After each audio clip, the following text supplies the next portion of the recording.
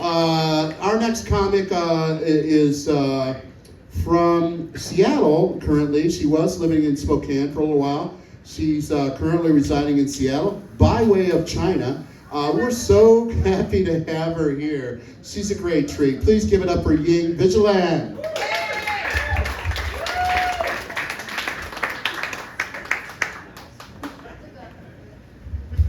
Keep going for James. Yeah, and another James and Mandy. Yeah, Mandy. She did a great job. When I hear Mandy mention about her breast cancer and missing nipples, like wow. Because I have 2 kids, I have a huge nipple. I feel like I should donate. We can talk after the show. And the James, those 2 standing together, and then he mentioned his dad come from Oklahoma. So no wonder these 2 are incest baby. I'm not surprised. I think it was on the father's side they look alike. Now I'm curious. I want to find out the 2 mothers. Yeah. Like Jim says, I drove all the way from Seattle today. 4.5 hours. Yeah, thank you. That's long. Every time I drove a long distance, like after you pass the city, once you get to the open field, the green, and things are like more open, I'll look for the flag, American flag. Because why? Because those flags sell cheaper gas. You agree with me? Yes. You know, that's just no exception. Even in Washington State, everywhere. The big, huge flag, the bigger, the cheaper, the gas. Like 20 cents cheaper. If they're medium-sized flag, they're 10 cents cheaper. And so I got one, I drove, like I have a half tank, but I was so happy to got it. I think it was like $4.29. And so, cause in Seattle, guess what? It was a $4.69 is the cheapest, or $4.89. But then once I pull in, because I booked the Airbnb, it's like the street, the gas station crossing my street is a $4.19. Like, wow, I should have waited. Eugene, you guys are great. $4.19. This is okay. Well, nobody impressed. I was so impressed. Like I should have waited. You know? Yeah. So my name's Ying. It's a little bit about myself. My name's Ying. I'm looking for Yan. All right. By that I mean I'm not even picky. Okay, just try to get laid. I've been saying it for a while. I'm still single. I'm single mother. Yeah, single mother for a long time. I lived in Spokane 28 years. 28 years I did it just to prove I am not a tourist. Yeah. I am here to stay. I don't want to hear that. Go back to country. Yeah, but originally, like Jim says, China. You know, I came from China. He mentioned 3 location names, right? China. So I guess now I'm curious. Show a hand if you are a fan of China. Let me see. One fan. Yeah, you just said you eat the pig intestine. Yeah. I was gonna order something, but after you mentioned that, I better wait. Wow. Yeah. So we have 1 fan of China. Okay. The rest of you, if you're not a fan of China, that's no problem. That's okay. Because I know a lot going on right now, right? Yeah, but don't worry about me though, because all my jokes are made in America. So we're good, right? Yeah, we're good. But you know, a lot of times though, as a Chinese person, I do feel like I need to apologize. After I talking for a little while, you know, I want to apologize for my very heavy Alabama accent, y'all. Bless your heart, y'all. Yeah, I know. Actually, today, you know, I was taking a break. Coming here for 4.5 hours, that's great.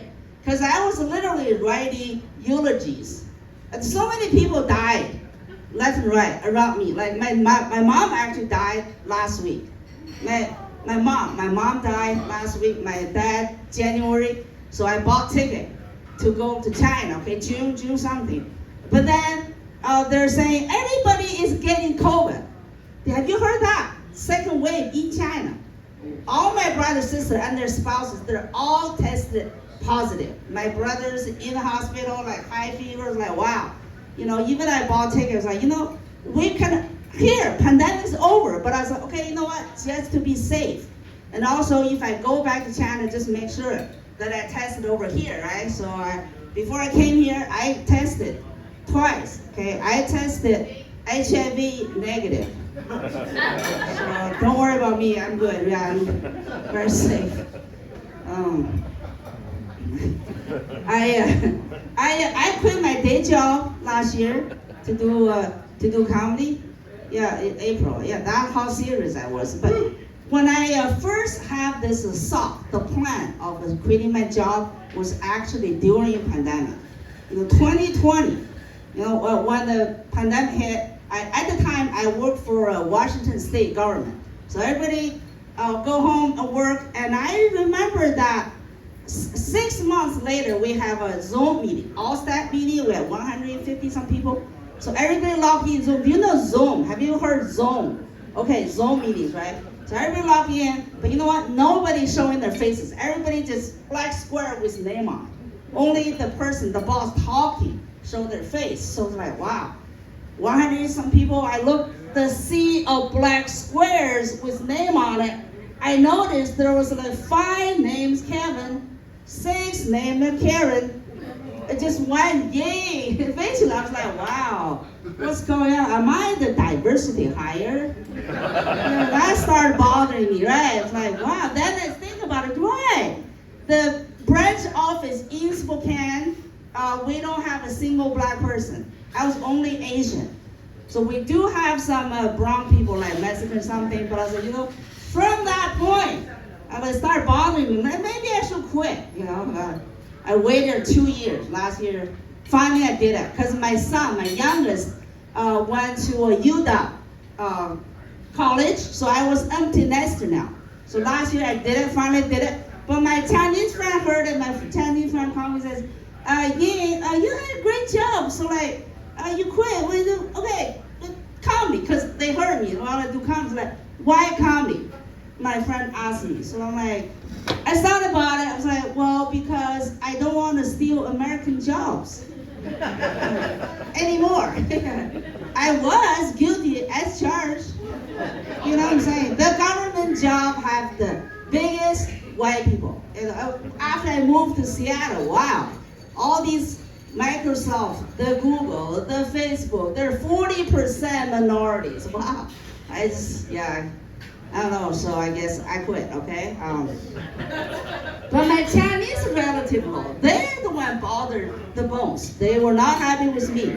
My Chinese relative called me and says, okay, Ding, all right, got it. You want to do comedy, that's your American dream.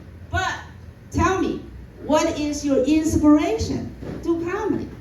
So I'm like, wow, I gotta explain all that. I thought about it, I said, okay. My inspiration is a Shirley Temple.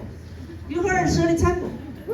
Yeah, because we get some older folks here. So young, never heard it. Yeah, they Google it, okay? Shirley Temple is a child movie star in the 1930s, right? From age 3 to 10. During that 7 years, Shirley Temple made 29 movies. Do you know that? You don't know that? Yeah, wow.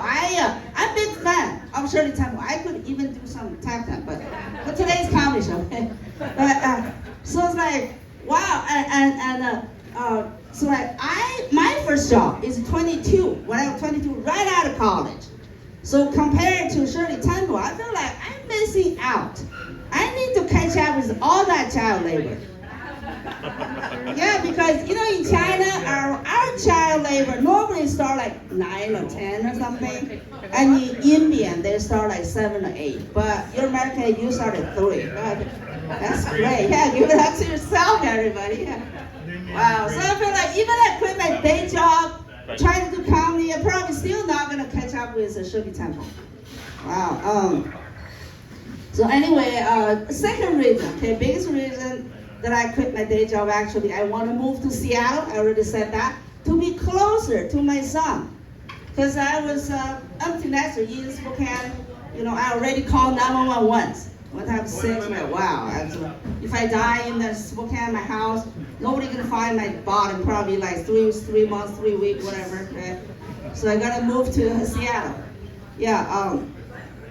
To be closer to my son, but I'm renting a room right now from a Chinese landlord. And this Chinese landlord, the other day, he told me this. I was shocked. He said, I've been in the U.S. for 30 plus years. Life here in America is so easy. See, all I gotta do is just know 5 English words. He first got here, like, work in a restaurant, then run a restaurant. And I said, what word that you know? He said, all I gotta know is egg rolls, fried rice, left and right, and where is the bathroom?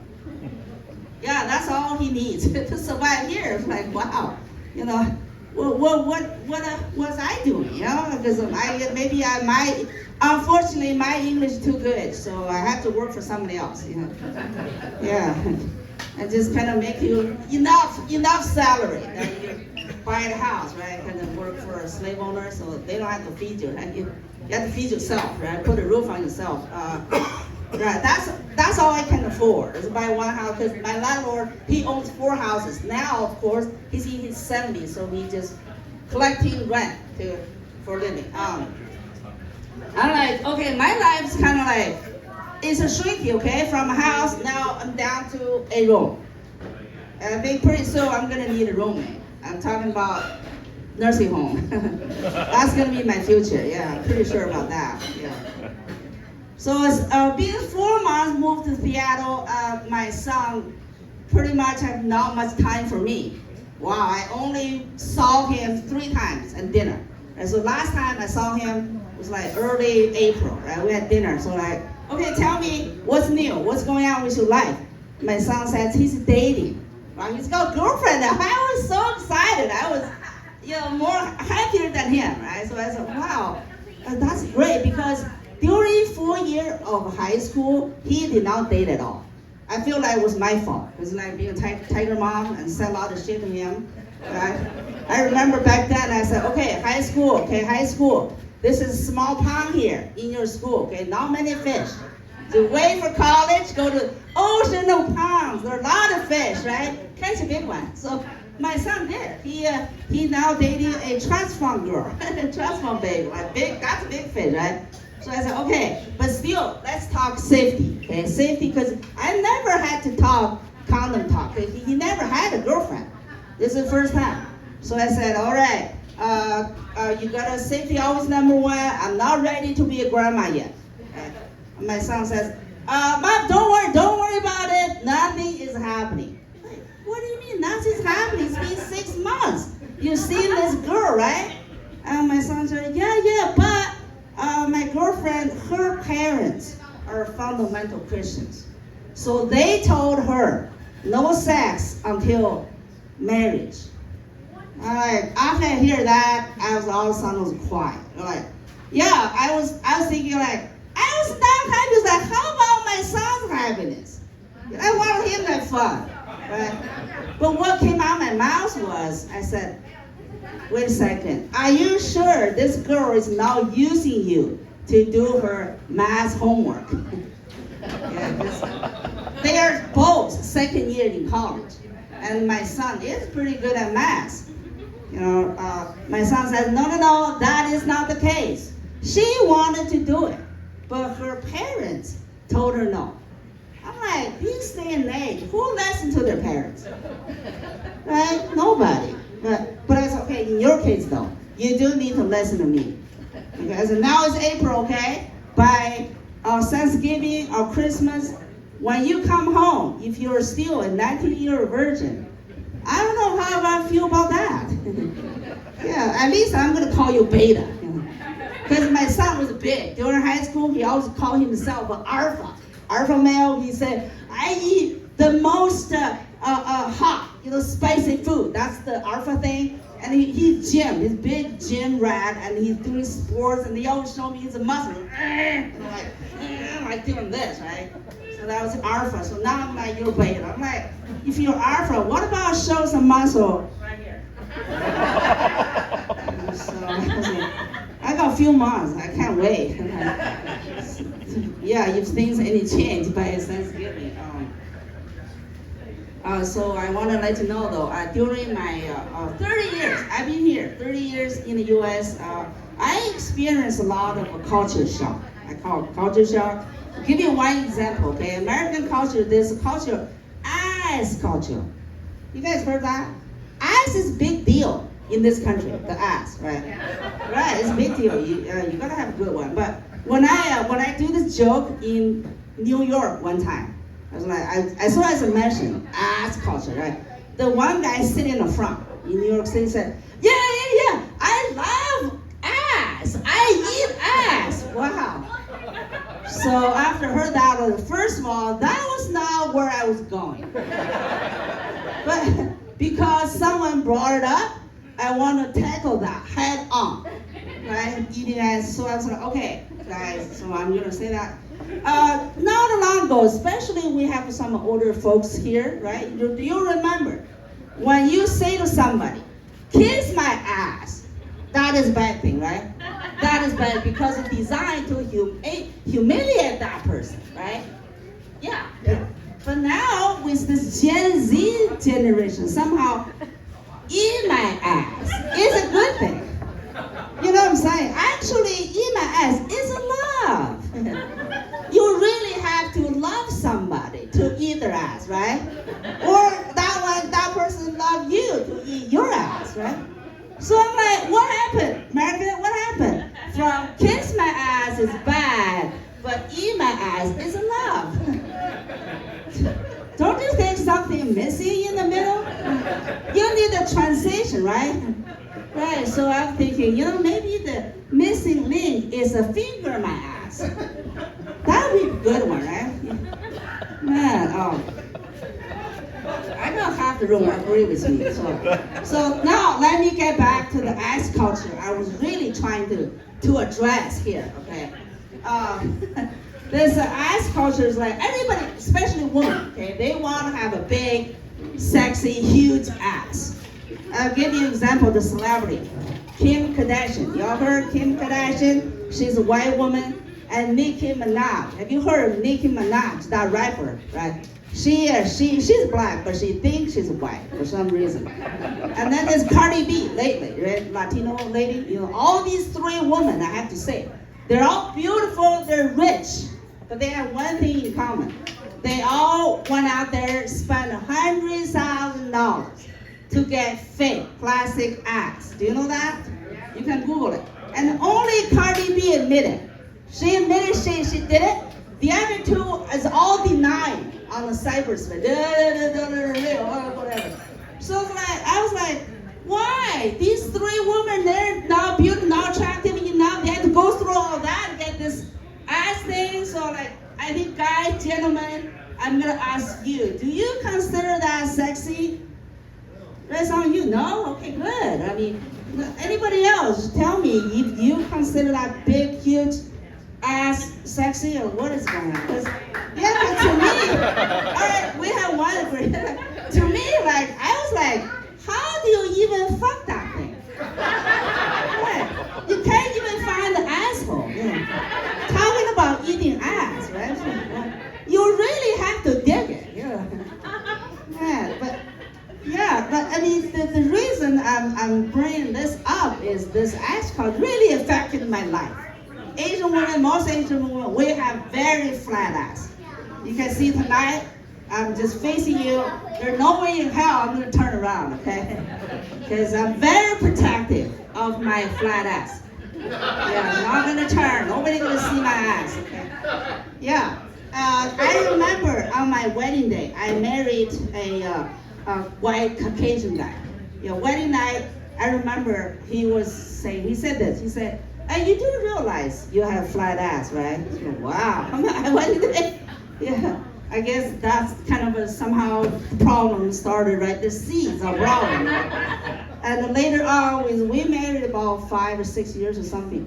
Every time we have argument, okay, no matter what the problem was, no matter how it started, could be dirty dishes or dirty bathroom, I would say, okay, look at the grass, it's 6 weeks, you haven't mowed the lawn, go mow the lawn. he would say, look at your flat ass. It's all my fault. Yeah, it's all my flat ass fault, you know. So eventually, for some reason, we ended up divorced. So yeah. So after our divorce, I said, you know what? Maybe I should improve myself. You know, if that was a problem or so was a problem. But guess what? I do not have $100,000. Yeah. So I was like, now what? My friend told me, gym. Go to gym. You know, so I went to gym. I actually got a private trainer. So the private trainer said, okay, you want to improve your abs, right? Your bar. So all you gotta do is just squat. Just a little squat, okay? Do a squat, like 1 hour each section. Go to the squat. So I did that. I did it for a year, 2 times per week. You know, the squat, okay? The squat. Guess what? After 1 year, I lost all my fat. So my ass shrunk. Now I just bought a steel. Wow. That did not improve my relationship at all. It's fucked up that one. So that's what I'm talking about. This flat ass thing just bothers me to this day. Okay? Still single. Right? You know, as a single mom though, maybe you can guess.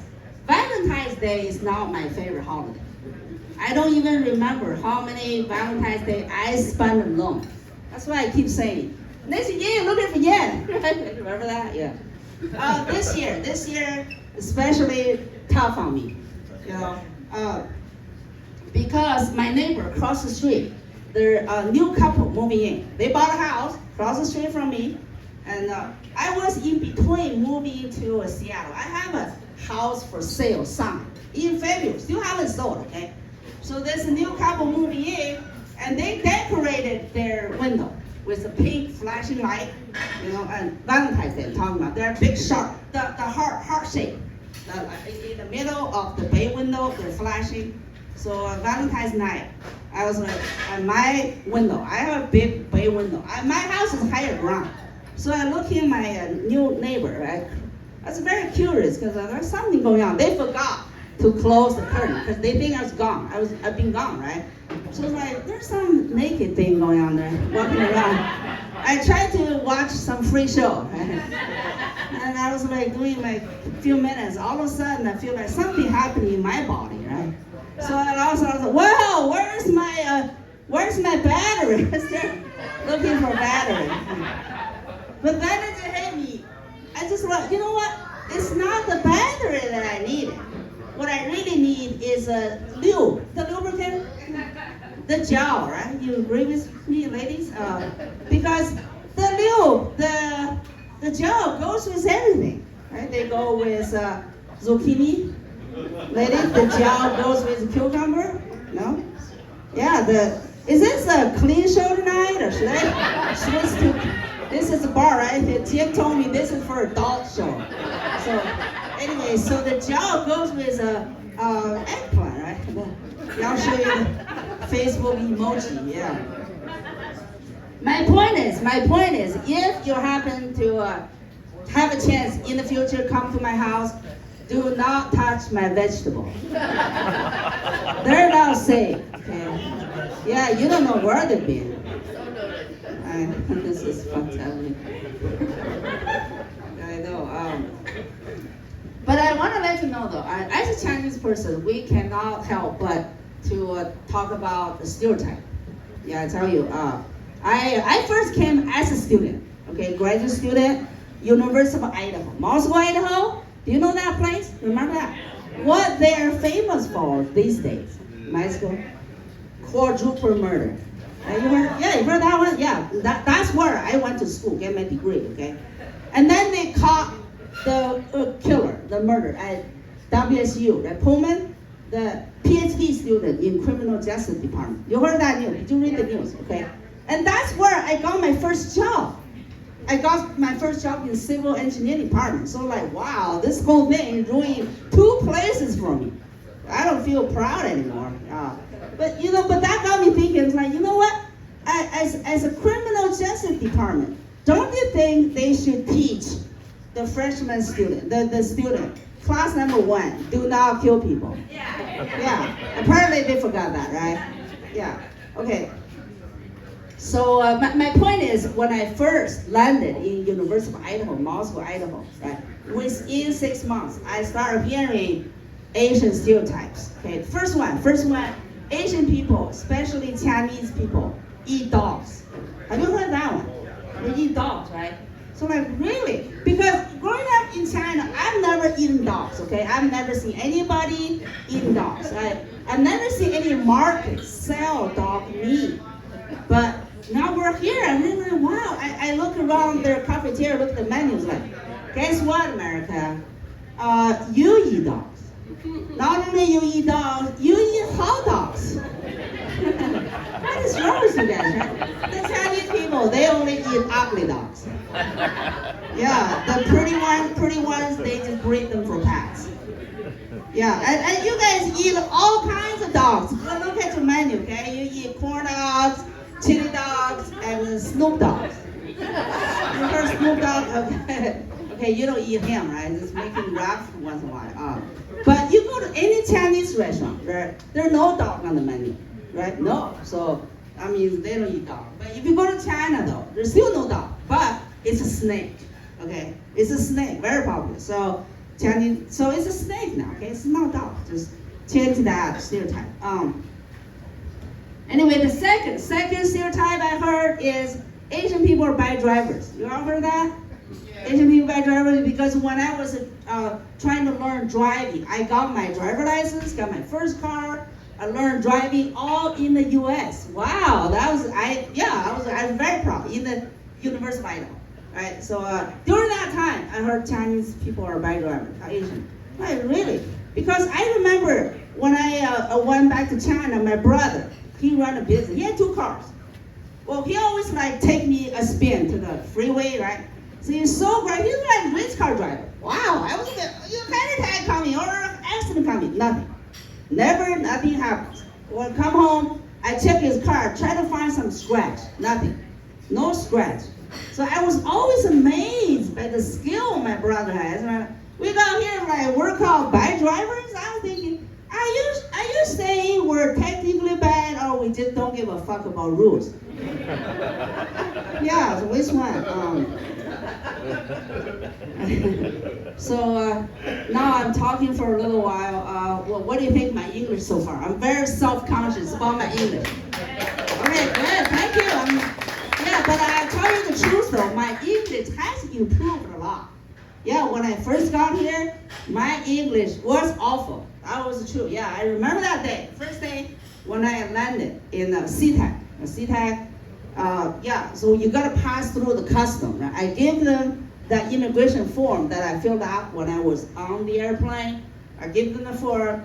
This immigration officer, she looked at the form, she looked at me, she was not happy. She was like, look what you got in there. And I look at the form. So after they ask your name, your birthday, they ask for sex. So what I had in there is once a month. Because my thinking goes, I'm a foreigner, you gotta be honest, right? Number one. Number two, I came here new, I didn't know nobody. So once a month sounds pretty good. Yeah, I was just glad that they didn't ask how. How I had to say by hand. That wouldn't be good. It's not gonna be good. But you know what? You cannot blame our English, because sex and gender. Turn out they're asking for gender, right? Those are 2 different translations in Chinese language. Yeah, your language is very confusing. I'll give you another example, okay? This word you got going, blowjob. You all know this word, blowjob? Yeah, turned out the blowjob don't mean blow. It means suck a dick. Wow, confused the shit out of me. Because I remember my white Caucasian husband. I remember one time he asked for a blowjob, so I went to the bathroom and came out with blow dryer. So I don't blame him if we ended up divorced, right? First I got flat ass, and then I can't do a blowjob, so it's not my fault. Man, this is not good. Wow. So what else is new? one thing I noticed in Seattle, being 4 months, I've been to a lot of open mics and shows. A lot of comics in Seattle, they get on stage. They're saying, I'm pansexual. Wow, that's another new word. I've never heard that in Spokane. So I call my daughter. My daughter lives in Olympia. She's in her 20s. She is my go-to person if I have a language or cultural issue, right? So I said, okay, I got this new word, pansexual. I don't understand because I have a lot of paws and pants, right? Collect them. I have not find any of them sexual. So should I be concerned? So my daughter said, slow down, mom, let me explain, okay? Pansexual just means man or woman, doesn't matter, okay? This person, pansexual person, does not discriminate, okay? So this person would love man, woman, gay, lesbian, transgender, pretty much everybody. So after I heard that, I was like, wow, that sounds so desperate. Sounds to me just pansexual, pretty much fuck everybody, right? So, should I? So I said, maybe I should go back to find one of my pansexual. Right? The pen, at least they got the handle thing, right? So, I don't know. I screwed up a lot of things, you know. I'm sure, because there's a language thing. Anything else is going on? I saw the light. Is my time up, or do I have? Okay. So when my son is in high school, I volunteered to be a debate judge because my son is in debate team, right? And the one thing I learned was it's shocking to me because in the debate, during the tournament debate, each team have to have ability to debate one issue, both sides. That was shocking to me because in China, you take issue, you take one position, and then you debate your heart out of that, but not in the U.S., okay? So it's like, wow, both sides of the issue? I don't know how you do that. I'll give you an example, okay? That's just what I learned. I'll give you an example. The debate topic, anal sex. How about that? So now let me demonstrate, okay? I'm in the team. I'm all for it. I'm support anal sex. Okay, so here's my debate. Yeah, the anal sex is great. I 100% support it because anal sex is the only area in America have achieved equality. Yeah, not only the anal sex, they look like, they feels like, they fucking smell like. So, if you don't believe me, go take your camera, okay, your phone, take a photo of your asshole, okay? Go compare to Kim Kardashian, because he has sex tape on YouTube. You tell me your asshole look different with Kim Kardashian, all right? So you're on board, right? You're on board? That's good, okay. So now, let me take another position.